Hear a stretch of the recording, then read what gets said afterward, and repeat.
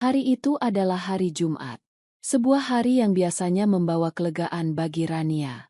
Pekerjaannya sebagai seorang arsitek di sebuah firma konsultan di bilangan Jakarta Selatan seringkali menguras energi mentalnya, dan akhir pekan adalah janji istirahat yang selalu ia nantikan. Namun, hari ini berbeda. Ia sengaja mengambil cuti setengah hari, tiba di rumah mereka yang terletak di sebuah klaster perumahan modern di kawasan Grand Galaxy City, Bekasi, jauh lebih awal dari biasanya. Rumah itu adalah buah dari kerja keras mereka berdua. Sebuah desain minimalis tropis yang sebagian besar merupakan hasil pemikiran Rania sendiri. Setiap sudutnya terasa personal. Sebuah bukti nyata dari 7 tahun pernikahan mereka yang, setidaknya di permukaan, tampak kokoh dan membahagiakan. Bima, suaminya, masih dalam perjalanan pulang dari kantornya di pusat kota. Ia seorang manajer penjualan di sebuah perusahaan distributor barang konsumsi, pekerjaan yang menuntutnya untuk selalu tampil prima, ramah, dan tentu saja, sering bepergian. Rania melirik jam dinding di ruang tengah. Pukul 3 sore. Bima mungkin akan terjebak macet di tol Cikampek. Seperti biasanya. Ada cukup waktu untuk melakukan kejutan kecil yang sudah ia rencanakan. Semalam, Bima mengeluh betapa lelahnya ia dan betapa mobilnya sudah terasa tidak nyaman karena terlalu kotor. Rania, didorong oleh rasa sayangnya, memutuskan untuk membersihkan mobil SUV hitam milik Bima sebagai hadiah kecil penyambut akhir pekan. Dengan semangat, ia mengganti pakaian kerjanya dengan kaos oblong dan celana pendek yang nyaman.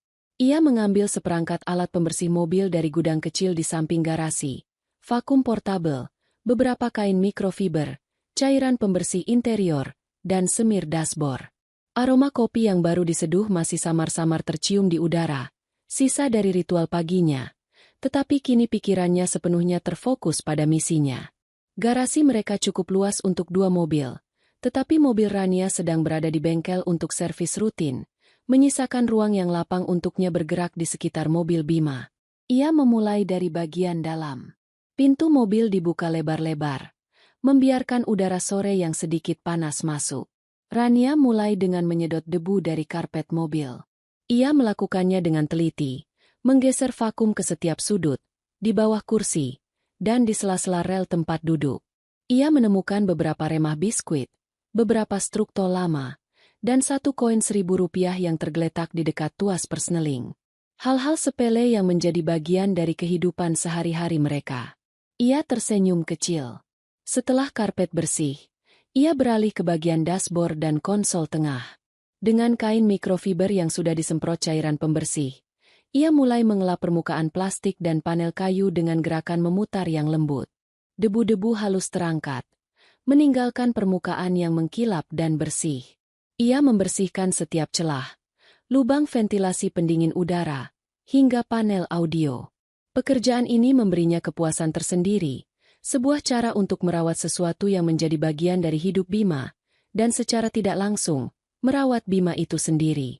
Ia membuka laci dashboard utama di depan kursi penumpang. Isinya cukup terduga. Buku manual mobil, buku servis, beberapa kartu nama klien Bima, sekotak permen mint yang sudah hampir habis, dan kacamata hitam cadangan. Rania merapikan semuanya, menumpuk kartu nama dengan rapi dan membuang kotak permen yang kosong. Semuanya terasa normal, biasa saja. Kemudian, perhatiannya tertuju pada sebuah bagian di bawah laci utama. Ada semacam panel yang terlihat sedikit tidak rata dengan bagian lainnya. Rania adalah seorang arsitek. Matanya terlatih untuk melihat ketidaksimetrisan dan detail-detail kecil yang tidak pada tempatnya. Didorong oleh rasa penasaran seorang desainer, ia meraba panel itu. Terasa ada sedikit celah di salah satu sisinya. Ia menekannya dengan lembut. Terdengar bunyi, klik, pelan, dan sebuah kompartemen kecil yang tersembunyi terbuka. Kompartemen itu tidak besar, mungkin hanya cukup untuk menyimpan dompet atau ponsel. Rania sedikit terkejut sekaligus geli. Ia tidak tahu mobil ini memiliki kompartemen rahasia. Mungkin Bima juga tidak tahu, pikirnya. Di dalam kompartemen kosong itu, hanya ada satu benda. Sebuah benda kecil berbentuk persegi, terbungkus dalam kemasan foil berwarna perak dengan tulisan merek yang sama sekali tidak ia kenali. Tangannya terulur untuk mengambilnya. Saat benda itu berada di telapak tangannya, ia merasakan sensasi dingin dari kemasannya. Jantung Rania yang tadinya berdetak dengan irama santai, tiba-tiba berhenti sejenak sebelum mulai berpacu dengan kecepatan yang tidak wajar. Ia tidak perlu membuka bungkusnya untuk tahu apa benda itu. Bentuknya, ukurannya, tekstur kemasannya, semua berteriak pada satu kesimpulan yang mengerikan. Itu adalah kondom. Napasnya tercekat di tenggorokan. Udara sore yang panas tiba-tiba terasa dingin menusuk kulitnya. Ia menatap benda di tangannya seolah itu adalah seekor ular berbisa. Ini bukan milik mereka. Selama 7 tahun pernikahan, mereka tidak pernah menggunakannya. Rania menggunakan metode kontrasepsi lain yang sudah mereka sepakati sejak lama. Merek ini pun asing baginya. Jadi, ini milik siapa? Dan yang lebih penting, mengapa benda ini ada di sini? Disembunyikan di dalam kompartemen rahasia di mobil suaminya. Pikiran Rania berputar liar, mencoba mencari penjelasan rasional. Mungkin ini milik teman Bima? Mungkin ada temannya yang meminjam mobil? Tapi siapa? Dan mengapa seorang teman akan menyimpan benda sepribadi ini di kompartemen rahasia mobil orang lain? Logika itu terasa sangat lemah, dipaksakan, dan tidak meyakinkan. Setiap penjelasan yang coba ia rangkai di kepalanya langsung runtuh oleh satu pertanyaan sederhana. Mengapa disembunyikan? Penyembunyian menyiratkan adanya rahasia. Rahasia menyiratkan adanya sesuatu yang salah. Tangannya mulai gemetar. Perasaan hangat dan penuh kasih sayang yang ia rasakan saat memulai pekerjaannya tadi kini menguap tanpa sisa, digantikan oleh rasa dingin yang menusuk dari dalam. Ia merasa mual. Ia menatap kembali ke dalam mobil yang setengah bersih itu. Mobil yang sama yang sering mereka gunakan untuk pergi berlibur, untuk mengunjungi orang tua mereka di akhir pekan, untuk perjalanan-perjalanan singkat membeli makan malam. Kini, mobil itu terasa seperti ruang bukti sebuah kejahatan. Kejahatan terhadap kepercayaan, terhadap kesetiaan, terhadap pernikahan mereka. Dengan tangan yang masih gemetar, ia memasukkan kembali benda itu ke dalam kompartemen rahasia dan menutupnya dengan bunyi, klik, yang terdengar begitu keras di tengah keheningan garasi. Ia bersandar pada pintu mobil, mencoba menenangkan detak jantungnya yang menggila. Pikirannya kosong, lalu tiba-tiba dipenuhi oleh satu citra. Bima, suaminya, bersama wanita lain. Citra itu begitu buram namun terasa sangat nyata, mengirimkan gelombang rasa sakit yang tajam ke ulu hatinya. Tepat pada saat itu, dari ujung jalan klaster mereka, terdengar suara mesin mobil yang familiar. SUV hitam itu melaju pelan dan masuk ke halaman depan. Bima sudah pulang. Rania membeku. Kepanikan menjalari dirinya. Ia harus bersikap normal. Ia tidak boleh menunjukkan apapun. Dengan gerakan cepat dan kaku, ia mengumpulkan semua peralatan pembersihnya, melemparnya begitu saja ke dalam gudang, dan menutup pintu garasi. Ia menarik napas dalam-dalam, mencoba memasang topeng istri yang penyayang di wajahnya yang kini terasa kaku dan pucat. Pintu depan terbuka, dan Bima masuk sambil tersenyum. Senyuman yang sama yang selalu ia berikan, tetapi hari ini, untuk pertama kalinya, Rania melihatnya sebagai sebuah kebohongan. "Assalamualaikum, sayang," sapa Bima, meletakkan tas kerjanya di atas sofa dan melonggarkan dasinya. Senyumnya lebar, tetapi matanya menunjukkan kelelahan setelah seminggu bekerja keras. "Wah, tumben sudah di rumah jam segini." "Waalaikumsalam," jawab Rania. Suaranya sedikit serak. Ia berdeham, mencoba terdengar normal. "Iya, sengaja ambil cuti. Cuma mau santai saja di rumah." Ia memaksakan seulas senyum, yang ia harap tidak terlihat aneh. Ia menghampiri Bima dan mengambil tas kerjanya, sebuah ritual yang biasa mereka lakukan. Tangannya terasa dingin saat menyentuh tangan Bima. "Kamu pucat. Sakit?" tanya Bima. Alisnya berkerut cemas. Ia menempelkan punggung tangannya ke dahi Rania. "Badanmu tidak panas. Cuma sedikit pusing saja. Mungkin kurang tidur," dalih Rania, cepat-cepat menghindar dari sentuhan Bima. Sentuhan yang biasanya menenangkan itu kini terasa membakar kulitnya. Ia membawa tas kerja Bima ke kamar mereka, membutuhkan jarak beberapa detik untuk menata kembali ekspresinya. Setiap gerak-gerik Bima, setiap kata-katanya, kini terasa seperti bagian dari sebuah sandiwara besar. Kecemasannya barusan, apakah itu tulus? Ataukah itu hanya bagian dari peran suami yang perhatian? Makan malam terasa seperti sebuah siksaan panjang bagi Rania. Ia memasak makanan favorit Bima, semur daging dengan kentang, tetapi ia sendiri kehilangan selera makan. Ia hanya mengaduk-aduk nasi di piringnya, sesekali memasukkan suapan kecil ke mulutnya yang terasa hambar. Bima, sebaliknya, makan dengan lahap sambil bercerita tentang harinya di kantor. Tentang klien baru yang berhasil ia dapatkan, tentang presentasinya yang sukses, tentang lelucon-lelucon yang ia dengar dari rekan kerjanya. Rania mendengarkan, tetapi tidak benar-benar menyimak. Pikirannya melayang kembali ke kompartemen rahasia di dalam mobil itu. Benda kecil di dalam kemasan foil perak itu seolah membakar lubang di benaknya. Siapa? Kapan? Di mana? Pertanyaan-pertanyaan itu terus berputar seperti kaset rusak. Dan si Doni itu benar-benar lucu. Dia salah kirim email penawaran ke bos besar. Kacau sekali kantor hari ini. Bima tertawa. Rania hanya tersenyum tipis. Doni, nama yang sama yang nanti akan ia gunakan. Apakah Bima sering menyebut nama Doni? Ia tidak pernah memperhatikannya sebelumnya. Sekarang, setiap nama yang keluar dari mulut Bima terdengar seperti calon tersangka atau alibi. Kamu kenapa diam saja dari tadi? Tanya Bima, menyadari keheningan Rania. Benar-benar lagi tidak enak badan. Ya? Mau aku pijat nanti? Tidak usah, Mas. Aku cuma capek, jawab Rania. Cepat-cepat membereskan piringnya. Aku mau istirahat lebih awal saja.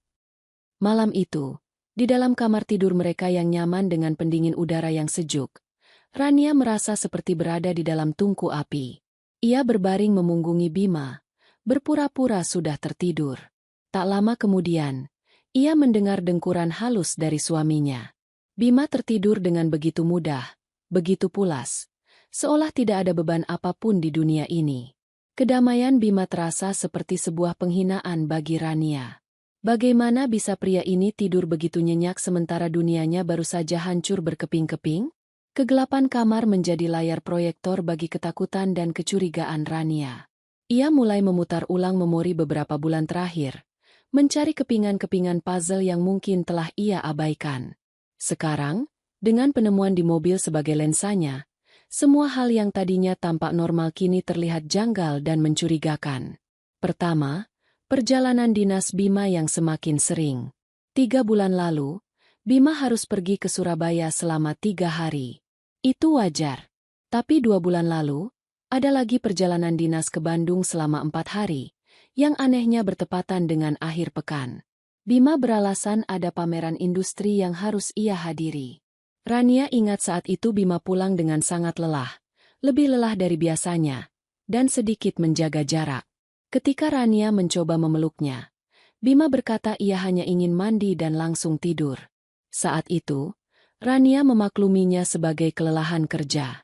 Sekarang, ia bertanya-tanya, kelelahan karena apa sebenarnya? Kedua, frekuensi lembur yang meningkat drastis. Dulu, Bima paling sering lembur 2 kali seminggu. Dalam 2 bulan terakhir, hampir setiap hari ia pulang di atas jam 9 malam. Alasannya selalu sama, meeting dengan tim, menyelesaikan laporan bulanan, mengejar target. Pernah suatu malam, Rania meneleponnya sekitar jam 8, tetapi ponselnya tidak aktif. 1 jam kemudian, Bima menelepon balik, mengatakan ponselnya kehabisan baterai dan ia sedang sibuk sekali di ruang rapat. Saat itu Rania percaya. Sekarang, 1 jam tanpa kabar itu terasa seperti sebuah lubang hitam penuh kemungkinan yang mengerikan. Ketiga, privasi yang berlebihan terhadap gawai. Bima adalah orang yang cukup terbuka, tetapi belakangan ini ia menjadi sangat protektif dengan ponsel dan laptopnya. Ponselnya selalu dalam keadaan terkunci dengan kata sandi baru, dan ia sering membawanya bahkan ke kamar mandi. Laptop kerjanya, yang dulu sering ia tinggalkan terbuka di ruang kerja, kini selalu dimatikan dan disimpan di dalam tasnya begitu ia selesai bekerja. Alasannya? Peraturan baru dari kantor mengenai keamanan data. Sebuah alasan yang terdengar sangat profesional dan masuk akal, tetapi sekarang terasa seperti sebuah benteng yang sengaja dibangun untuk menyembunyikan sesuatu. Rania membalikkan badannya, menatap punggung suaminya dalam kegelapan. Rasa sakit, marah, dan pengkhianatan bergejolak di dalam dadanya. Ia ingin sekali membangunkan Bima saat itu juga, melemparkan benda itu ke wajahnya dan menuntut penjelasan. Tapi kemudian, akal sehatnya mengambil alih. Bima adalah seorang penjual ulung. Ia hidup dari kemampuannya berbicara, meyakinkan orang, dan memutarbalikkan fakta. Jika Rania menyerangnya sekarang hanya dengan satu barang bukti, Bima pasti akan berkelit. Ia akan menciptakan 1001 cerita yang masuk akal. Ia akan menyalahkan temannya, atau bahkan mungkin menuduh Rania berhayal. Dan pada akhirnya, Bima akan membuatnya merasa bersalah karena telah mencurigainya. Rania tidak akan memberinya kesempatan itu. Jika ia akan menghadapi Bima, ia harus datang dengan persenjataan lengkap.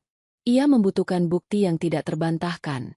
Bukti yang akan meruntuhkan semua kebohongan yang mungkin akan Bima bangun.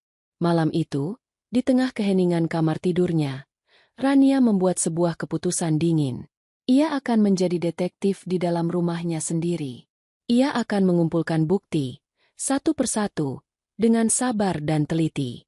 Benih curiga yang ditanam oleh benda kecil di dalam dashboard mobil itu kini telah berakar kuat di hatinya. Dan ia tahu, mulai besok, pernikahannya tidak akan pernah sama lagi. Ia akan mencari kebenaran, tidak peduli seberapa menyakitkan kebenaran itu nantinya. Pagi hari datang dengan suasana yang aneh. Rutinitas yang biasanya terasa nyaman dan otomatis kini dipenuhi oleh ketegangan yang hanya dirasakan oleh Rania. Saat ia menyiapkan sarapan di dapur mereka yang menghadap ke taman kecil, setiap suara terasa lebih tajam. Bunyi desis minyak di wajan saat ia menggoreng nasi, bunyi denting sendok yang mengaduk kopi Bima, bahkan suara burung di luar jendela. Ia merasa seperti seorang aktris yang sedang memainkan peran terpenting dalam hidupnya. Peran sebagai istri yang tidak menaruh curiga. Bima turun dari lantai atas sekitar pukul 7. Sudah rapi dengan kemeja biru lengan panjang dan celana bahan berwarna gelap. Ia tampak segar, seolah tidur nyenyaknya telah menghapus semua jejak kelelahan. Ia tersenyum pada Rania, senyum yang sama seperti 1000 pagi sebelumnya. "Pagi, sayang." Wangi sekali nasi gorengnya, sapanya, lalu mengecup pipi Rania sekilas. Ciuman itu membuat Rania bergidik, tetapi ia berhasil menahannya agar tidak terlihat. "Pagi, Mas. Duduklah, sudah hampir siap," jawabnya. Suaranya diusahakan terdengar ceria. Mereka duduk berhadapan di meja makan. Bima mulai menyantap nasi gorengnya dengan antusias. Sementara Rania hanya meminum teh hangatnya perlahan. Otaknya bekerja keras menyusun strategi. Ia sudah merencanakan ini sepanjang malam. Pertanyaannya harus dilontarkan dengan cara yang paling alami, paling tidak mengancam, seperti sebuah obrolan ringan di sela-sela sarapan. Ia harus memberinya jalan keluar yang mudah, sebuah alibi yang bisa ia pegang, hanya untuk melihat apakah Bima akan mengambilnya. Ini adalah tes pertamanya. Rania menunggu hingga Bima selesai makan dan sedang menikmati kopinya. Momen itu adalah saat Bima paling santai. "Oh iya, Mas." Rania memulai. Nadanya dibuat sepelan mungkin, seolah baru teringat sesuatu.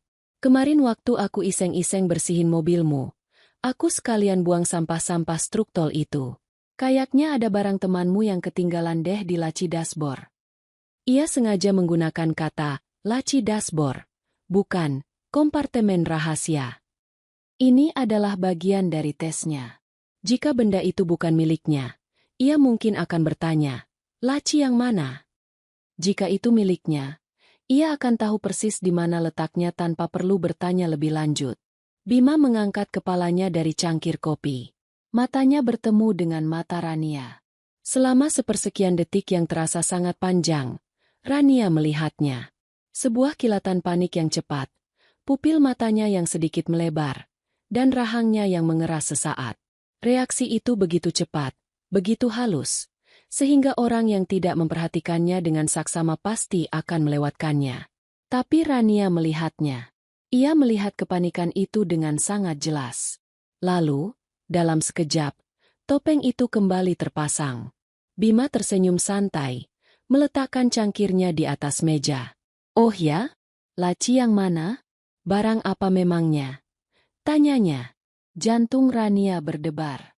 Bima bertanya, apakah Rania salah menilai? Di laci depan itu, jawab Rania, tetap tenang. Aku tidak lihat jelas sih, cuma bungkus kecil begitu. Warnanya perak. Mungkin punya si Doni?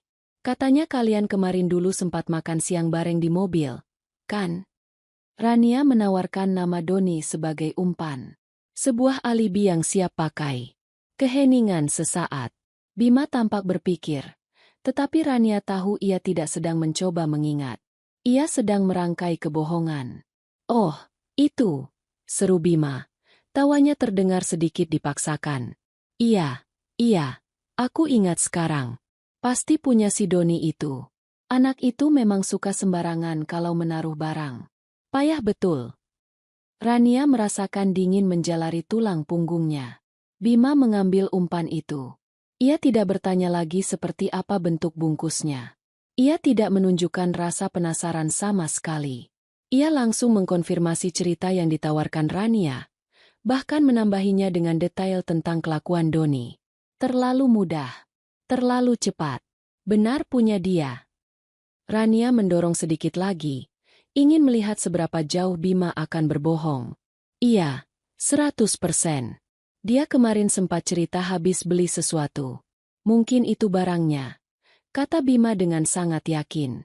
Ia lalu menyesap kopinya lagi, seolah percakapan itu sudah selesai. Tidak usah dipikirin, sayang. Buang saja kalau mengganggu. Nanti biar aku yang omelin dia.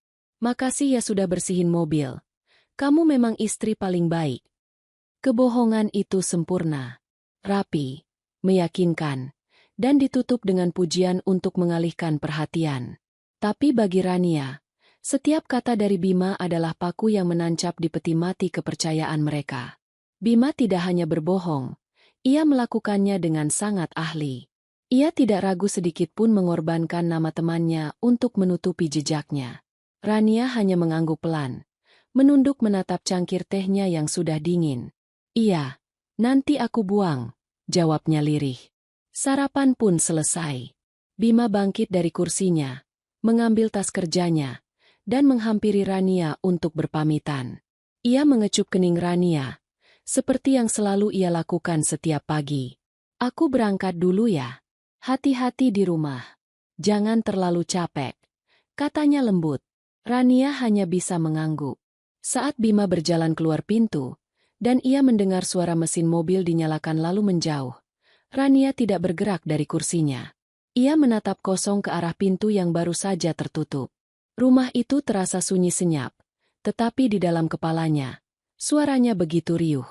Tes pertama sudah selesai, dan hasilnya lebih buruk dari yang ia bayangkan. Suaminya adalah seorang pembohong. Sebuah fakta yang kini tidak bisa lagi ia sangkal. Benda di dalam mobil itu adalah milik Bima, dan ia berselingkuh. Kini tidak ada lagi kata, mungkin, atau, barangkali. Yang ada hanyalah kepastian yang menyakitkan. Perasaan sedih yang tadinya mendominasi kini mulai bercampur dengan amarah.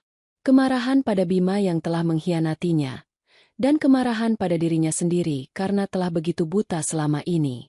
Sandiwara pagi ini telah menguatkan tekadnya. Ia tidak akan berhenti di sini. Ia akan membongkar semuanya sampai ke akar-akarnya. Ia ingin tahu siapa wanita itu. Sejak kapan ini terjadi? Seberapa dalam kebohongan ini telah merusak pernikahan mereka? Pertanyaan pagi itu telah dijawab dengan kebohongan pertama. Dan Rania tahu, ini hanyalah awal dari rentetan kebohongan lain yang akan ia ungkap. Setelah Bima berangkat kerja, keheningan di rumah itu terasa memekakan. Rania tidak bergerak dari meja makan selama hampir 15 menit. Menatap cangkir tehnya yang sudah dingin seolah di sana ada jawaban atas semua kekacauannya. Kebohongan Bima yang begitu lancar dan meyakinkan di pagi hari tidak mematahkan semangatnya. Sebaliknya, itu justru menyulut api kemarahan yang dingin di dalam dirinya. Ia tidak lagi merasa sedih atau bingung. Kini ia merasa seperti seorang investigator di ambang penemuan besar. Ia tahu di mana harus mencari selanjutnya. Di era digital ini, jejak perselingkuhan jarang sekali bisa dihapus sepenuhnya. Ia berjalan ke ruang kerja di lantai 2. Ruangan itu biasanya menjadi tempat Bima menyelesaikan sisa pekerjaannya di akhir pekan. Di sudut ruangan, di atas meja kayu yang kokoh, tergeletak laptop kerja Bima. Jantung Rania berdebar sedikit lebih kencang. Ia tahu ini adalah pelanggaran privasi yang serius, sebuah garis yang belum pernah ia lewati selama 7 tahun pernikahan mereka. Namun, Bima sudah lebih dulu melewati garis kesetiaan. Rania merasa tindakannya ini adalah konsekuensi yang setimpal. Dengan tangan yang sedikit gemetar, ia membuka penutup laptop itu. Layarnya menyala, menampilkan latar belakang desktop berupa foto pernikahan mereka. Foto di mana mereka berdua tersenyum bahagia, terlihat begitu penuh cinta dan harapan. Pemandangan itu seperti sayatan pisau di hatinya. Ironi yang begitu kejam. Ia mengabaikan rasa sakit itu dan menggerakkan tetikus. Doanya terkabul. Bima, dalam ketergesaannya tadi pagi, lupa mengunci laptopnya. Napas Rania tercekat. Ini adalah kesempatannya. Ia harus bergerak cepat. Tidak tahu kapan Bima mungkin memiliki alasan untuk pulang lebih awal. Hal pertama yang ia buka adalah aplikasi perpesanan yang terhubung dari ponsel Bima. Ia memeriksa daftar obrolan utama. Semuanya tampak normal. Obrolan dengan rekan-rekan kerja, grup keluarga, dan beberapa grup hobi. Tidak ada nama yang mencurigakan. Tidak ada percakapan yang aneh. Bima cukup pintar untuk tidak menyimpan bukti di tempat yang mudah terlihat. Rania hampir menyerah pada aplikasi itu ketika sebuah ide melintas di benaknya. Folder arsip. Tempat di mana pengguna bisa menyembunyikan percakapan dari daftar utama tanpa harus menghapusnya. Jarinya terasa dingin saat ia mengklik ikon kecil bertuliskan, diarsipkan. Dan di sanalah ia menemukannya. Hanya ada satu percakapan di dalam folder itu. Sebuah nama yang belum pernah ia dengar sebelumnya. Clara. Tanpa foto profil. Hanya inisial, C, dengan latar belakang berwarna ungu. Hati Rania mencelos. Dengan jari yang gemetar, ia mengklik percakapan itu. Ratusan pesan langsung membanjiri layar. Sebuah kronik rahasia dari pengkhianatan suaminya.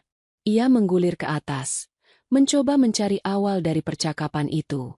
Tanggalnya menunjukkan 3 bulan yang lalu. Rania mulai membaca. Setiap kata terasa seperti racun yang meresap perlahan ke dalam aliran darahnya.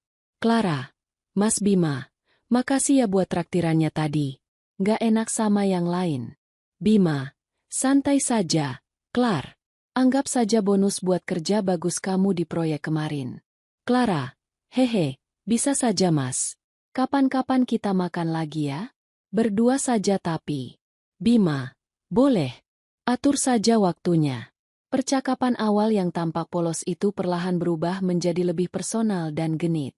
Mereka mulai berbicara di luar jam kerja, saling mengirim foto makanan, mengomentari kegiatan masing-masing. Lalu, Rania menemukan percakapan dari tanggal di mana Bima mengaku harus lembur sampai larut malam. Clara, aku sudah di kafe biasa. Kamu di mana? Mas? Bima. OTW. Sayang. Tadi ada telepon mendadak dari bos. Sebentar lagi sampai. Kata itu melompat dari layar dan menampar Rania dengan keras. Bima memanggil wanita lain dengan sebutan, sayang.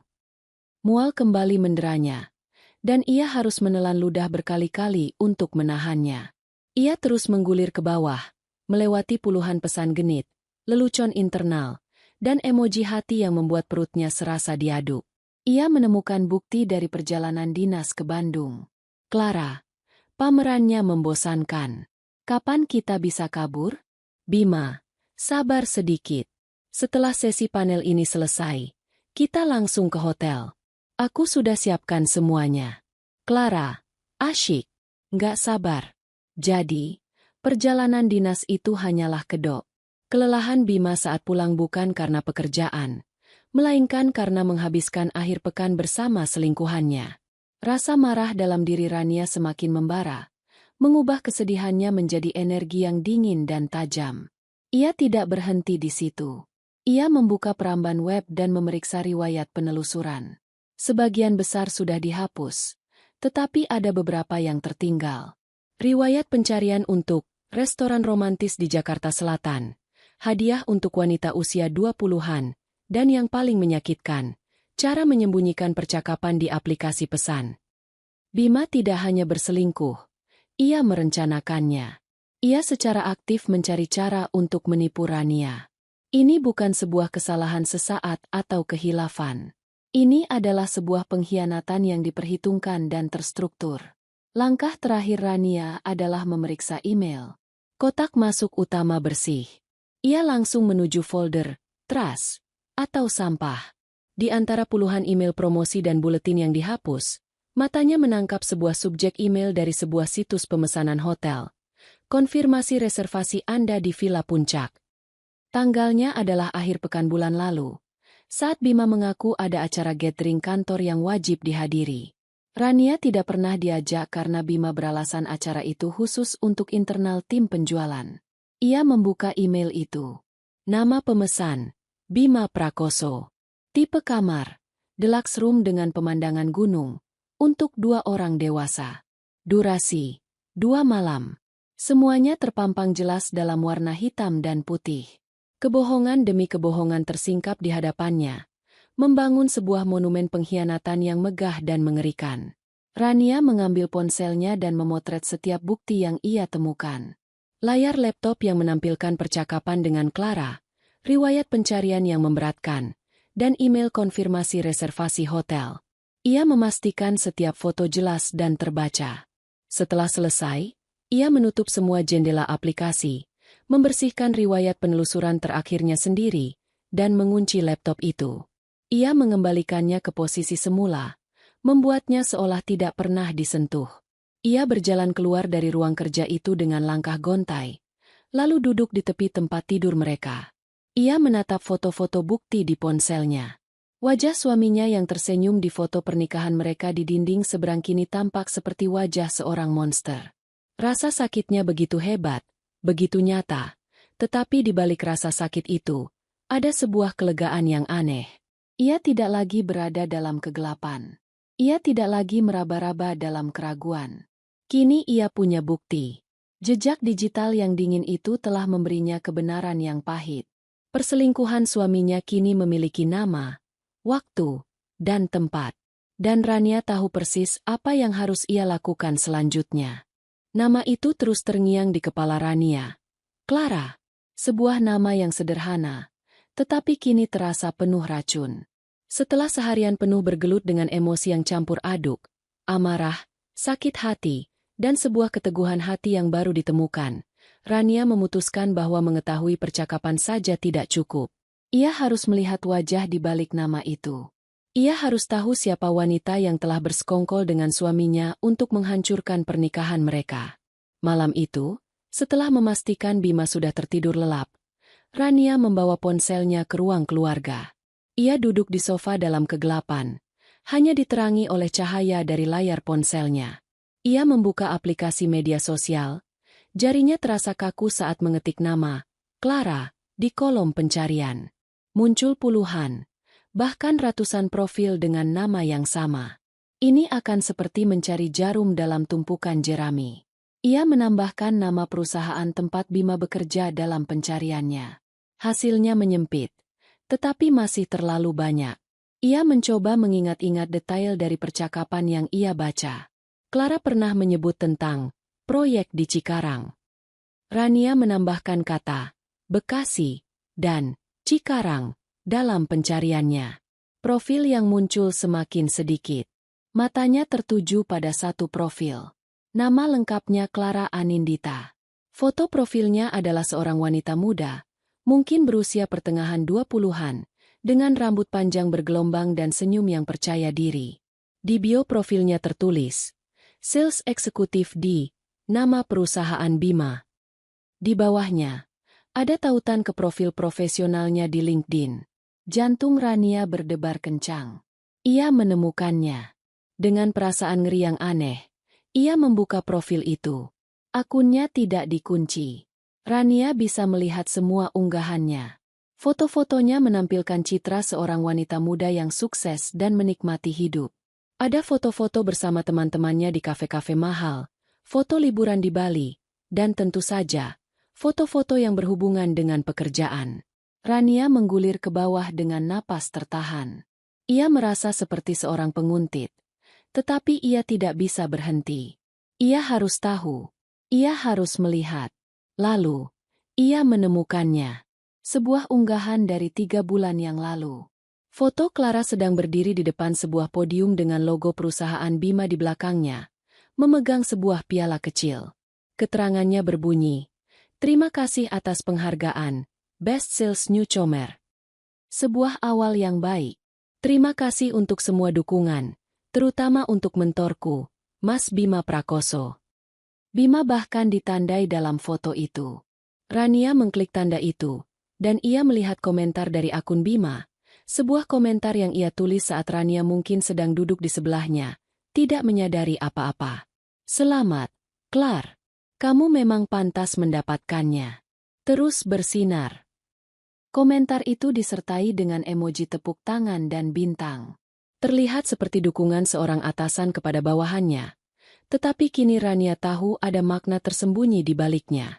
Ia kembali ke profil Clara dan terus menggulir. Ia menemukan foto dari pameran industri di Bandung. Clara berfoto bersama beberapa rekan kerjanya. Di salah satu foto, Bima tidak ada. Tetapi di foto lain, sebuah swafoto yang diambil oleh Clara, wajah Bima muncul di latar belakang, sedang berbicara dengan seseorang, tetapi matanya melirik ke arah kamera Clara dengan senyum tipis yang penuh arti. Sebuah pesan rahasia yang hanya mereka berdua yang mengerti. Rania terus mencari. Hatinya semakin hancur dengan setiap gesekan jarinya di layar. Dan kemudian, ia menemukan bukti yang paling memuakan. Sebuah foto yang diunggah sekitar sebulan yang lalu. Foto dari acara makan malam tim penjualan di sebuah restoran Jepang terkenal di Sumarekon Mall Bekasi. Rania ingat malam itu. Bima bilang acara itu wajib dan akan selesai larut malam.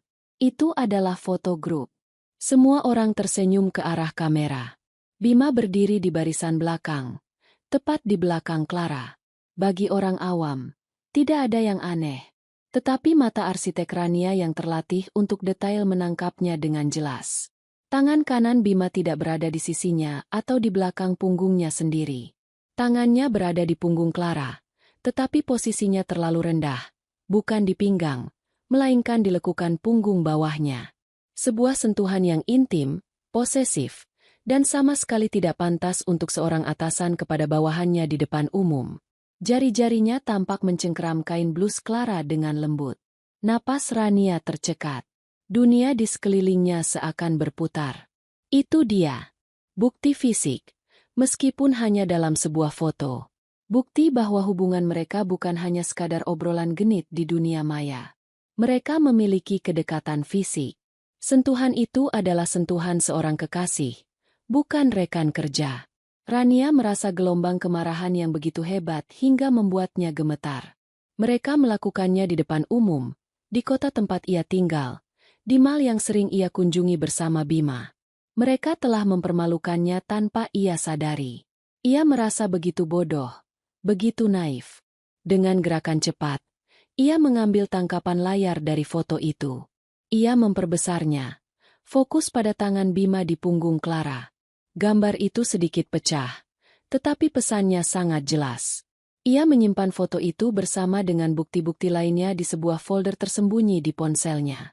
Folder yang ia beri nama Proyek Renovasi. Sebuah istilah yang terasa ironis. Ia memang sedang merencanakan sebuah renovasi besar-besaran. Renovasi seluruh hidupnya. Ia mematikan ponselnya dan duduk dalam kegelapan untuk waktu yang lama. Wajah Clara kini terpatri di benaknya. Wajah muda yang cantik, senyum percaya diri, dan mata yang tampak ambisius.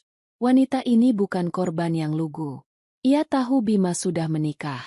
Dalam percakapan mereka, Clara pernah bertanya, "Istrimu nggak curiga, Mas?" Sebuah pertanyaan yang menunjukkan bahwa ia sadar sepenuhnya atas perbuatannya. Malam itu, Rania tidak kembali ke kamar tidur. Ia mengambil bantal dari sofa dan mencoba tidur di sana. Namun, tidur tidak kunjung datang. Pikirannya dipenuhi oleh wajah Clara, senyum Bima, dan sentuhan rahasia di punggung itu. Pengkhianatan itu kini memiliki wajah, dan Rania bersumpah pada dirinya sendiri. Ia tidak akan membiarkan wajah itu tersenyum puas lebih lama lagi. Pertarungan ini bukan lagi hanya tentang Bima, tetapi juga tentang wanita yang dengan sadar telah membantu menghancurkan rumah tangganya. Selama 2 hari berikutnya, Rania hidup seperti robot. Ia berangkat kerja, menyelesaikan tugasnya dengan efisiensi yang dingin, pulang ke rumah, dan memasak makan malam. Ia berbicara dengan Bima hanya jika diperlukan, menjawab pertanyaan dengan satu atau dua kata. Ia membangun dinding es di sekelilingnya, sebuah benteng pertahanan untuk menahan gejolak emosi di dalam dirinya. Setiap kali Bima mencoba untuk bersikap mesra atau bertanya apa yang salah, Rania hanya akan beralasan sedang banyak pikiran karena proyek di kantor. Ia tahu ia tidak bisa terus seperti ini. Bukti yang ia kumpulkan sudah lebih dari cukup. Menyimpannya lebih lama lagi hanya akan menyiksa dirinya sendiri. Ia harus melakukan konfrontasi. Bukan karena ia berharap Bima akan jujur dan menyesal. Harapan itu sudah lama mati. Ia melakukan ini untuk dirinya sendiri. Ia perlu melihat wajah Bima saat dihadapkan pada kebohongannya yang telanjang. Ia perlu mendengar dengan telinganya sendiri bagaimana suaminya akan mencoba berkelit dari bukti yang tak terbantahkan. Ini adalah langkah terakhir sebelum ia mengambil keputusan final. Rabu malam, Rania memutuskan, adalah waktunya. Ia pulang kerja lebih awal dan menunggu Bima. Ia tidak memasak makan malam. Ia tidak menyalakan lampu di ruang keluarga, membiarkan ruangan itu temaram, hanya diterangi oleh lampu taman dari luar jendela. Ia duduk di sofa, diam seperti predator yang menunggu mangsanya. Ponselnya, yang berisi semua amunisi digitalnya, tergeletak di atas meja kopi di hadapannya. Sekitar pukul 8 malam, Bima pulang. Ia masuk rumah dan langsung merasakan atmosfer yang aneh. Assalamualaikum. Gelap sekali. Sayang, lampunya mati? Tanya Bima. Suaranya menggema di ruangan yang sunyi. Waalaikumsalam. Duduk. Jawab Rania. Suaranya datar dan dingin. Bima terkejut mendengar nada bicara Rania. Ia menyalakan lampu dan melihat istrinya duduk tegak di sofa. Wajahnya tanpa ekspresi. Ada apa ini? Rania, kamu membuatku takut. Seharusnya kamu yang takut, kata Rania pelan. Ia mengambil ponselnya, membukanya, dan meletakkannya kembali di atas meja. Layarnya menghadap ke Bima. Foto yang terpampang di sana adalah tangkapan layar percakapan mesra antara Bima dan Clara. Bima menatap layar ponsel itu. Wajahnya yang tadinya bingung langsung berubah pucat pasi. Ia membeku selama beberapa detik. Matanya terpaku pada kata-kata yang ia tulis untuk wanita lain. Ini apa? Tanyanya. Suaranya bergetar. Kamu dapat dari mana ini? Kamu membuka laptopku. Fase pertama dimulai. Pengalihan. Bima mencoba mengubah fokus dari kesalahannya menjadi tindakan Rania. Itu tidak penting dari mana aku mendapatkannya, jawab Rania. Suaranya tetap stabil. Yang penting adalah isinya. Jelaskan, Bima. Bima menarik napas, mencoba menguasai diri.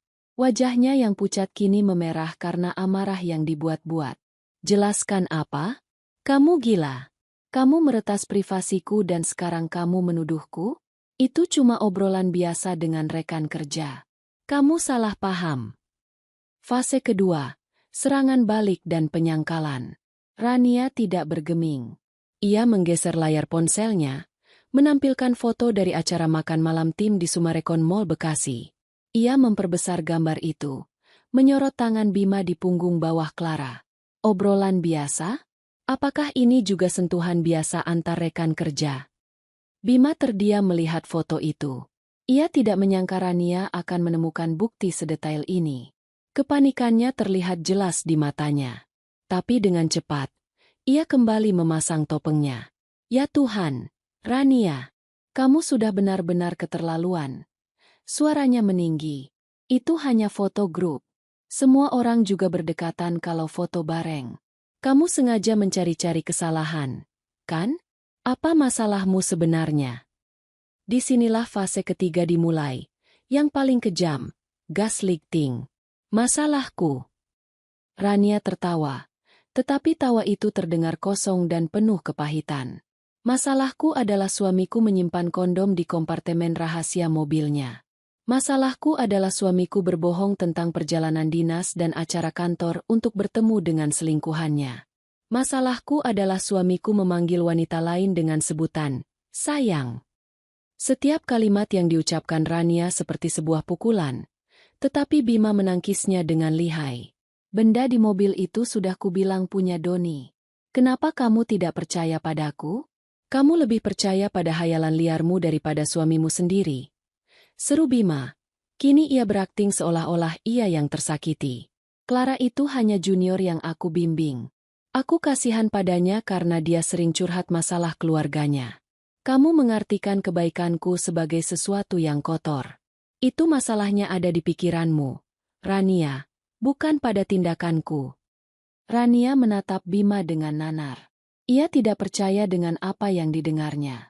Bima tidak hanya berbohong, ia memutarbalikkan fakta, melukis dirinya sebagai korban dan Rania sebagai penjahat yang paranoid dan berpikiran kotor. Ia mencoba membuatnya meragukan kewarasannya sendiri. Jadi, ini semua salahku? Tanya Rania. Suaranya bergetar karena amarah yang tertahan. Aku yang salah karena menemukan bukti-bukti ini? Aku yang salah karena kamu memesan kamar hotel untuk 2 orang di puncak di saat kamu bilang ada acara kantor. Ia menggeser layar ponselnya lagi, menunjukkan email konfirmasi reservasi hotel. Ini adalah pukulan telak. Bima menatap email itu, dan untuk pertama kalinya, ia kehabisan kata-kata. Tidak ada alibi yang bisa ia ciptakan untuk bukti sejelas ini. Tapi bukannya menyerah, ia justru memilih jalan lain, serangan emosional. Cukup, Rania. Cukup, teriaknya, meninju sandaran sofa. Aku lelah. Aku bekerja keras setiap hari untuk keluarga ini. Dan inikah balasan yang aku dapat? Kecurigaan dan tuduhan? Mungkin aku memang butuh sedikit ruang untuk bernapas. Mungkin aku lelah dengan semua tekanan ini, baik di kantor maupun di rumah. Rania hanya bisa menggelengkan kepalanya. Air matanya akhirnya jatuh. Bukan air mata kesedihan, melainkan air mata kekecewaan yang mendalam. Ia telah memberikan Bima kesempatan untuk jujur, dan Bima memilih untuk menghancurkannya dengan kebohongan yang lebih keji. Jadi, berselingkuh adalah caramu mencari ruang untuk bernapas, desis Rania. Pertengkaran itu tidak berakhir dengan sebuah kesimpulan. Bima, karena tidak bisa lagi berkelit, mengambil bantal dan selimut lalu pindah ke sofa di ruang keluarga, membanting pintu kamar di belakangnya. Ia menciptakan drama seolah-olah ialah yang membutuhkan jarak dari tuduhan tidak berdasar, Rania. Rania ditinggal sendirian di kamar tidur mereka yang luas dan dingin. Isak tangisnya pecah, bukan karena kehilangan cinta Bima, tetapi karena ia berduka atas 7 tahun hidupnya yang ia habiskan bersama seorang pembohong manipulatif. Konfrontasi itu gagal total dalam mendapatkan pengakuan. Namun, ia berhasil mencapai sesuatu yang lain. Ia berhasil membunuh sisa-sisa cinta dan hormat yang mungkin masih tersisa di hatinya untuk Bima. Malam itu, ia tahu pernikahannya sudah benar-benar berakhir. Yang tersisa hanyalah formalitas untuk mengakhirinya. Kehidupan di dalam rumah klaster di Bekasi itu berubah menjadi medan perang dingin. Bima benar-benar tidur di sofa ruang keluarga selama beberapa malam, mencoba memainkan peran sebagai korban yang terluka oleh kecurigaan istrinya. Setiap pagi, ia akan bersiap-siap dalam diam, menghindari tatapan mata Rania, dan berangkat kerja tanpa ciuman pamit seperti biasanya. Ia pikir, dengan memberikan Rania perlakuan diam, istrinya itu pada akhirnya akan merasa bersalah dan melupakan kesalahpahaman ini. Namun, Bima salah besar. Ia tidak sedang berhadapan dengan Rania yang dulu, yang penuh pengertian dan mudah memaafkan. Ia kini berhadapan dengan seorang wanita yang hatinya telah membeku menjadi es. Bagi Rania, keheningan di rumah justru memberinya ruang untuk berpikir lebih jernih. Gagalnya konfrontasi malam itu telah menjadi titik balik. Tidak ada lagi air mata. Tidak ada lagi harapan. Yang tersisa hanyalah sebuah proyek yang harus diselesaikan. Mengumpulkan semua bukti yang diperlukan untuk mengakhiri pernikahannya dengan cara yang paling bersih dan tak terbantahkan, lalu melanjutkan hidupnya. Ia tidak lagi merasa seperti seorang istri yang dikhianati. Ia merasa seperti seorang arsitek yang sedang merencanakan pembongkaran sebuah bangunan yang fondasinya sudah lapuk. Stres karena kebohongannya terbongkar, meskipun tidak ia akui, mulai membuat Bima ceroboh. Ia tidak lagi serapi dulu dalam menyembunyikan jejaknya. Suatu sore, saat Rania mengumpulkan pakaian kotor, ia menemukan sebuah struk pembayaran dari saku celana kerja Bima. Struk itu berasal dari sebuah kafe kopi yang sedang tren di kawasan Senopati, Jakarta Selatan. Tanggalnya adalah hari Sabtu pekan lalu, hari di mana Bima mengaku pergi futsal bersama teman-teman kantornya di sebuah lapangan di Bekasi Timur. Alis Rania terangkat. Ia tahu persis, tim futsal Bima tidak pernah berlatih di akhir pekan, apalagi di Jakarta. Ia memotret struk itu sebelum membuangnya ke tempat sampah, menambahkan satu lagi kepingan puzzle ke dalam koleksinya. Beberapa hari kemudian, sebuah surat datang. Amplop putih dengan logo bank yang familiar. Itu adalah laporan tagihan kartu kredit gabungan mereka. Biasanya, Bima yang selalu membuka dan mengurus pembayarannya. Rania hampir saja meletakkannya di meja kerja Bima seperti biasa, tetapi sebuah dorongan kuat menahannya. Dengan jantung yang berdebar pelan, ia membawa surat itu ke kamarnya dan membukanya dengan sebuah pembuka surat. Ia membentangkan lembaran kertas itu di atas tempat tidur. Matanya mulai menelusuri daftar transaksi, satu persatu, dengan ketelitian seorang auditor. Transaksi rutin seperti pembayaran tagihan listrik, belanja bulanan di supermarket, dan pengisian bensin, semua tampak normal. Namun, saat ia terus membaca ke bawah, matanya berhenti pada beberapa baris yang janggal. Baris pertama, sebuah transaksi sebesar hampir 2 juta rupiah di sebuah restoran steak mewah di kawasan SCBD, Jakarta. Tanggalnya adalah 3 minggu yang lalu, pada hari Selasa malam. Rania ingat malam itu dengan sangat jelas. Bima meneleponnya dan berkata harus lembur karena ada audit mendadak dan ia mungkin hanya akan makan malam dengan mie instan di kantor. Sebuah kebohongan yang begitu detail. 2 juta rupiah untuk 2 orang. Rania menebak. Jelas bukan untuk makan mie instan sendirian. Baris kedua, yang membuat perutnya serasa melilit. Sebuah transaksi di sebuah toko perhiasan ternama di salah satu mall paling mewah di Jakarta. Jumlahnya signifikan. Cukup untuk membeli sebuah kalung emas atau gelang yang bagus. Transaksi itu dilakukan pada hari ulang tahun Clara, tanggal yang Rania temukan saat menelusuri profil media sosial wanita itu. Jadi, Bima tidak hanya memberikan perhatiannya, ia juga menggunakan uang hasil jerih payah mereka berdua untuk menghadiahi selingkuhannya. Ini bukan lagi sekadar pengkhianatan emosional atau fisik. Ini adalah pengkhianatan finansial. Bima telah mencuri dari masa depan mereka bersama untuk membangun fantasinya dengan wanita lain. Rania mengambil sebuah spidol berwarna merah dan dengan tangan yang mantap, ia melingkari transaksi-transaksi mencurigakan itu. Setiap lingkaran merah terasa seperti sebuah vonis. Benang kusut dari kebohongan Bima kini benar-benar terurai di hadapannya, menampilkan sebuah pola pengkhianatan yang sistematis dan tanpa rasa malu. Malam itu, Bima, mungkin karena sudah tidak tahan dengan perang dingin yang berlangsung hampir seminggu, mencoba melakukan gencatan senjata. Ia masuk ke kamar tidur, tidak lagi ke sofa. Rania, panggilnya lembut, mencoba menyentuh bahu istrinya yang sedang membaca buku di tempat tidur.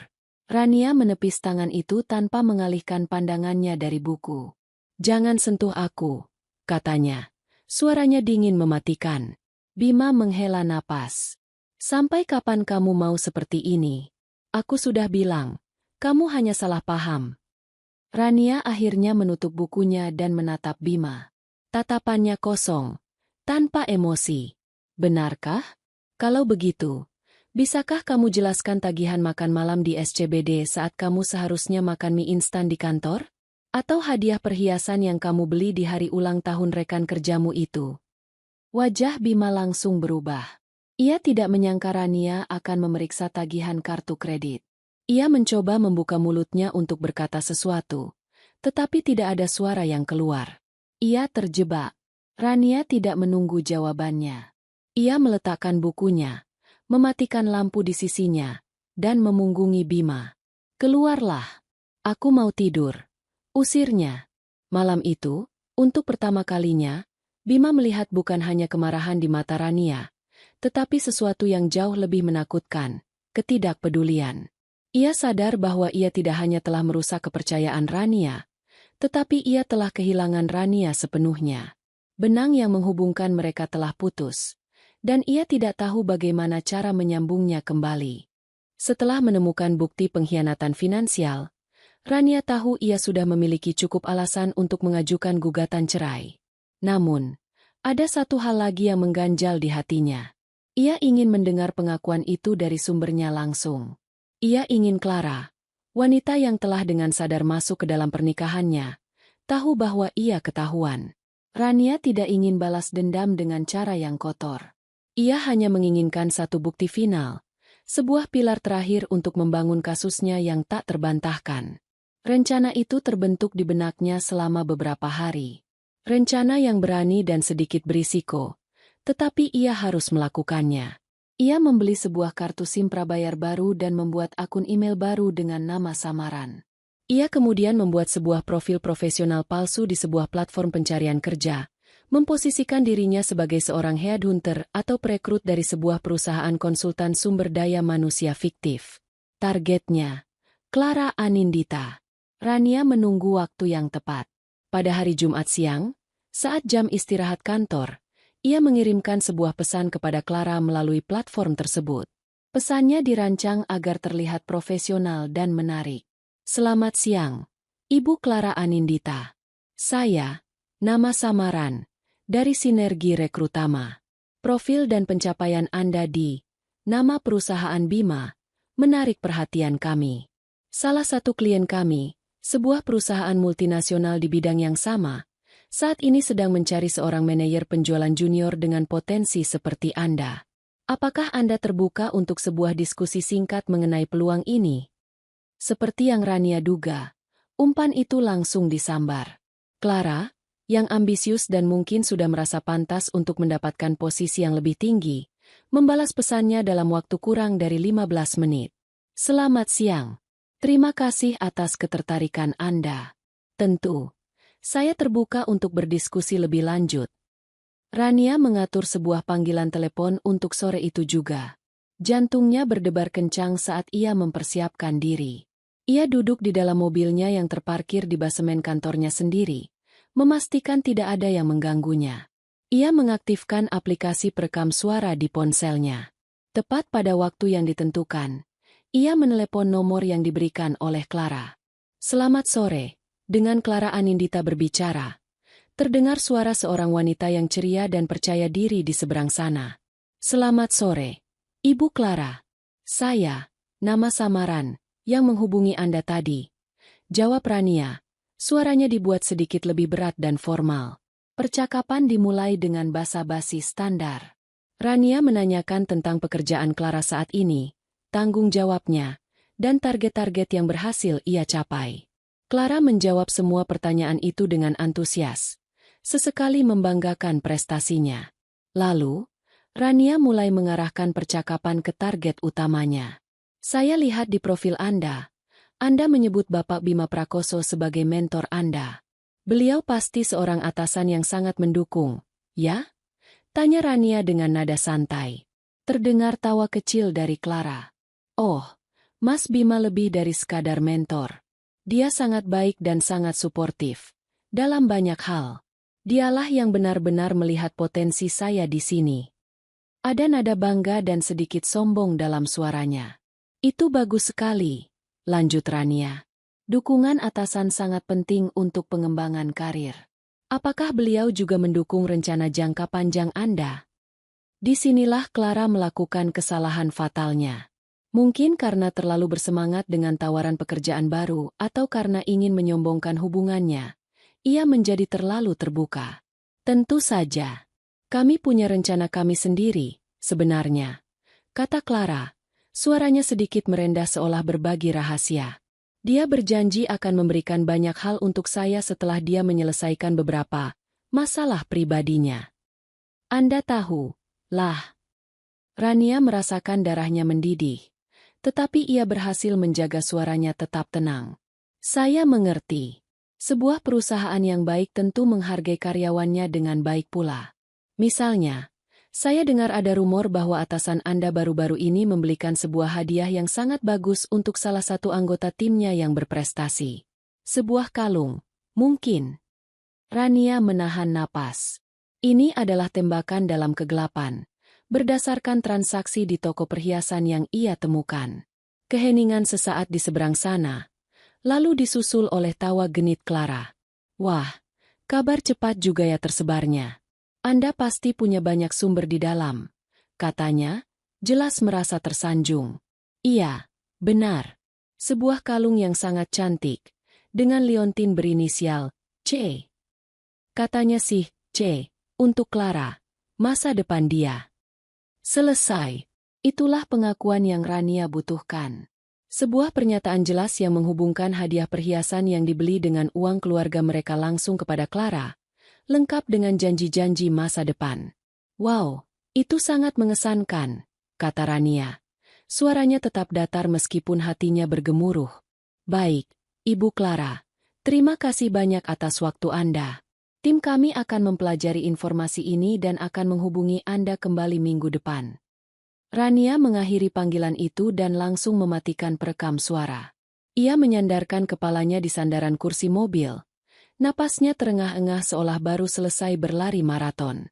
Ia memutar kembali rekaman itu. Suara Clara yang ceria dan sombong terdengar begitu jelas, mengucapkan kalimat-kalimat yang akan menghancurkan dunianya sendiri. Bukti itu kini tak terbantahkan. Bukan lagi hanya sekadar struk, tagihan, atau percakapan teks yang bisa disangkal. Ini adalah suara. Pengakuan langsung dari mulut wanita itu sendiri. Rania kini memegang senjata pamungkasnya. Ia tidak merasa menang. Ia hanya merasa lelah. Tetapi di balik kelelahan itu, ada sebuah ketegasan yang mutlak. Permainan ini sudah berakhir. Dan ia yang akan menentukan babak finalnya. Rania tidak lagi terburu-buru. Dengan bukti final di tangannya, ia bergerak dengan ketenangan yang menakutkan. Ia menghabiskan akhir pekan itu dengan merencanakan langkah terakhirnya. Saat Bima sedang pergi di hari Sabtu, mengaku ada urusan pekerjaan yang Rania tahu adalah kebohongan. Rania mengemasi barang-barangnya ke dalam 2 koper besar.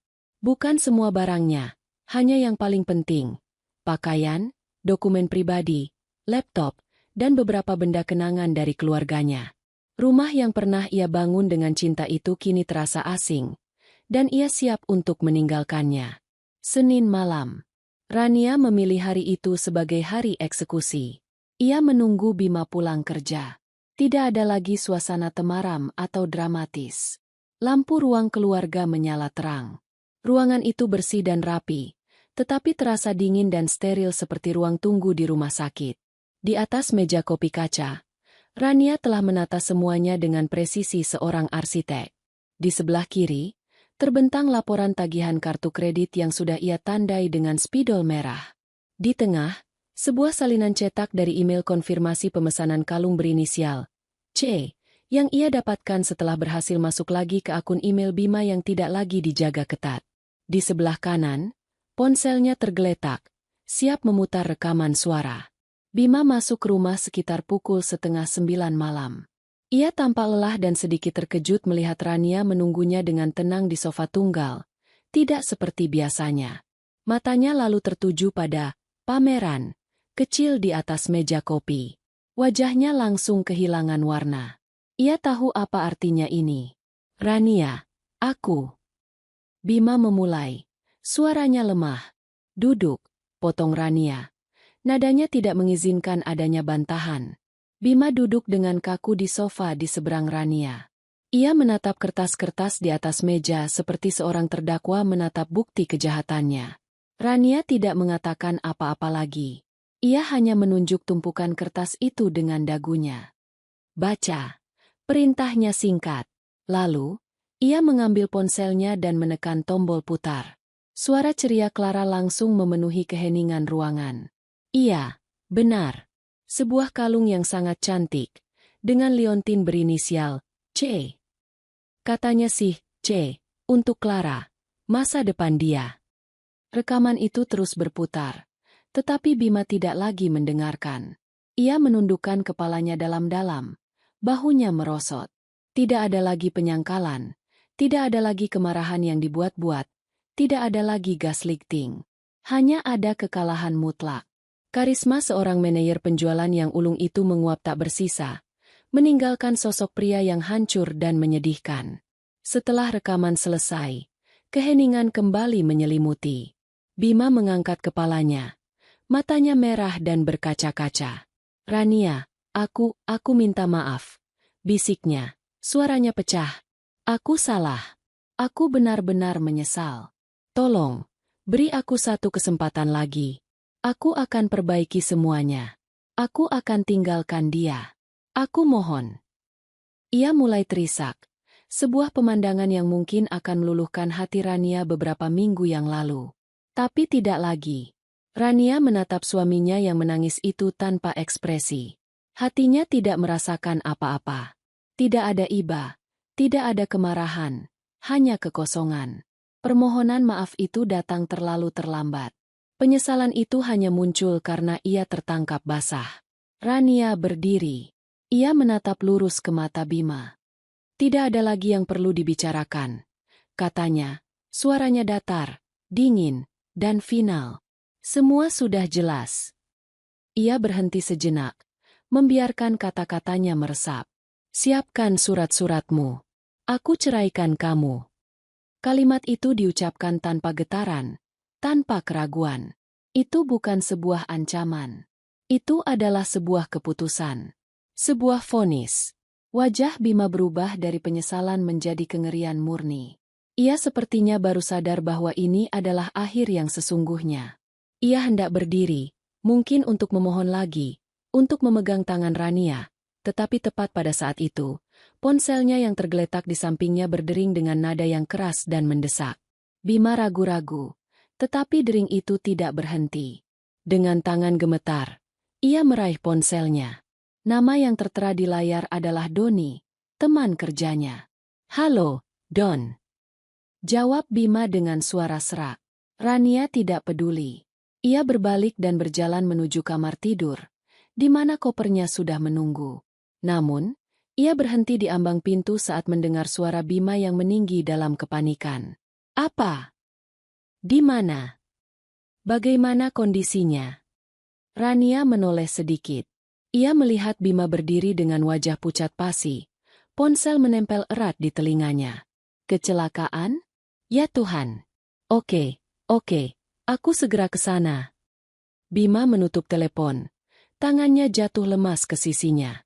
Ia menatap Rania dengan tatapan kosong dan putus asa. Clara. Bisiknya. Clara kecelakaan mobil di tol Cikampek. Dia sedang dalam perjalanan. Katanya mau menemuiku. Kondisinya kritis. Karma. Kata itu melintas di benak Rania. Bukan sebagai sebuah kemenangan, melainkan sebagai sebuah keniscayaan yang mengerikan. Di saat Bima kehilangan pernikahannya, di saat yang sama ia dihadapkan pada konsekuensi lain dari perbuatannya. Alam semesta seolah menagih semua utangnya sekaligus pada satu malam. Rania menatap Bima untuk terakhir kalinya. Pria itu tampak hancur, terbelah antara harus mengejar istrinya yang akan pergi atau berlari ke rumah sakit untuk menemui selingkuhannya yang sedang sekarat. Rania tidak mengatakan apa-apa lagi. Ia berbalik, masuk ke kamar, menarik kedua kopernya, dan berjalan keluar dari rumah itu tanpa menoleh ke belakang. Saat ia menutup pintu depan di belakangnya, ia meninggalkan Bima sendirian di tengah reruntuhan kehidupan yang telah ia bangun dan hancurkan sendiri. 6 bulan berlalu sejak malam yang menghancurkan sekaligus membebaskan itu. Langit Bekasi tidak lagi terasa menyesakkan bagi Rania. Ia tidak melarikan diri dari kota itu. Sebaliknya, ia merebutnya kembali sebagai miliknya. Rumah klaster yang pernah menjadi saksi bisu kebahagiaan palsu dan pengkhianatan menyakitkan itu telah berhasil ia jual. Prosesnya berjalan lebih cepat dari yang ia duga. Dengan bukti-bukti yang ia miliki, posisi tawarnya dalam proses perceraian sangat kuat. Bima, yang saat itu sedang kalut dan tertekan dari segala arah, tidak banyak memberikan perlawanan. Ia menyetujui semua tuntutan Rania, termasuk pembagian harta Gonogini yang sebagian besar berpihak pada Rania sebagai kompensasi atas kerugian finansial dan imaterial yang ia derita. Rania kini tinggal di sebuah apartemen modern di pusat kota Bekasi, tidak jauh dari Sumarekon Mall. Sebuah ironi yang sengaja ia pilih. Ia tidak ingin trauma membuatnya menghindari tempat-tempat yang pernah ternoda oleh kebohongan Bima. Ia ingin menciptakan kenangan baru di sana, kenangan yang menjadi miliknya seorang. Dari balkon apartemennya di lantai 17, ia bisa melihat kerlip lampu kota di malam hari, sebuah pemandangan yang memberinya rasa damai, bukan lagi kesepian. Firma arsitektur tempatnya bekerja memberinya dukungan penuh. Atasannya, seorang wanita paruhbaya yang bijaksana, memberinya cuti beberapa minggu setelah perceraian untuk menata kembali hidupnya. Ketika Rania kembali, ia disambut dengan sebuah proyek besar yang menantang, mendesain sebuah galeri seni kontemporer di Jakarta. Pekerjaan itu menyita seluruh perhatian dan energinya, menjadi terapi terbaik yang bisa ia harapkan. Ia menuangkan semua rasa sakit, kekuatan, dan harapannya ke dalam garis-garis desain, menciptakan sebuah karya yang jujur dan penuh emosi. Ia menemukan kembali gairahnya dalam bekerja, gairah yang sempat meredup selama tahun-tahun terakhir pernikahannya. Luka di hatinya belum sepenuhnya sembuh. Ada hari-hari di mana bayangan pengkhianatan itu masih muncul, terutama di malam hari saat ia sendirian. Tetapi, rasa sakit itu tidak lagi melumpuhkannya. Itu telah berubah menjadi sebuah bekas luka, pengingat permanen akan apa yang telah ia lalui dan seberapa kuat ia telah menjadi. Ia belajar untuk menikmati kesendiriannya, mengisi waktunya dengan membaca, melukis, dan kembali terhubung dengan teman-teman lama yang sempat ia abaikan saat terlalu fokus pada pernikahannya. Kabar tentang Bima dan Clara sesekali sampai ke telinganya melalui Doni, teman Bima yang merasa bersalah karena namanya telah diseret ke dalam kebohongan dan akhirnya memilih untuk berpihak pada kebenaran. Cerita yang didengar Rania bukanlah sebuah kisah yang membahagiakan. Karma, atau mungkin lebih tepatnya konsekuensi logis dari sebuah tindakan, telah menagih utangnya dengan bunga yang sangat tinggi. Kecelakaan yang menimpa Clara malam itu memang parah. Ia selamat, tetapi harus menjalani serangkaian operasi tulang yang rumit dan panjang. Kaki kanannya tidak bisa kembali berfungsi normal, memaksanya untuk berjalan dengan bantuan kruk selamanya. Cita-citanya untuk memiliki karir yang cemerlang di dunia penjualan pupus seketika. Perusahaan tempatnya bekerja memutus kontraknya dengan alasan kondisi kesehatan yang tidak memungkinkan. Bima, di sisi lain, terjebak dalam neraka yang ia ciptakan sendiri. Ia kehilangan Rania dan sebagian besar hartanya. Ia juga kehilangan pekerjaannya. Kabar perselingkuhannya dengan Clara, yang berujung pada kecelakaan tragis, menyebar dengan cepat di lingkungan kantor. Citranya sebagai manajer yang karismatik dan berintegritas hancur lebur. Manajemen perusahaan, untuk menjaga nama baik, memintanya untuk mengundurkan diri secara sukarela. Hubungannya dengan Clara pun tidak bertahan lama. Di awal, Bima masih mencoba memainkan peran sebagai kekasih yang bertanggung jawab. Ia mengunjungi Clara di rumah sakit, menanggung sebagian biaya pengobatan yang tidak ditanggung asuransi. Tetapi, tekanan itu terlalu berat baginya. Ia harus berhadapan dengan keluarga Clara yang menyalahkannya atas tragedi itu. Ia juga harus melihat kondisi Clara yang tidak lagi sempurna seperti dulu. Rasa bersalah dan beban itu perlahan mengikis rasa cintanya yang dangkal, berubah menjadi kejengkelan dan kebencian. Mereka sering bertengkar hebat, saling menyalahkan atas kehancuran hidup masing-masing. Beberapa bulan setelah Clara keluar dari rumah sakit, hubungan mereka kandas di tengah kepahitan dan penyesalan. Bima, yang dulu begitu percaya diri dan selalu menjadi pusat perhatian, kini menjadi sosok yang terisolasi. Ia harus menjual mobil SUV hitamnya, mobil yang menjadi awal dari semua kehancuran ini, untuk menutupi utang-utangnya. Ia pindah ke sebuah rumah kontrakan kecil di pinggiran kota, jauh dari kehidupan glamor yang pernah ia nikmati.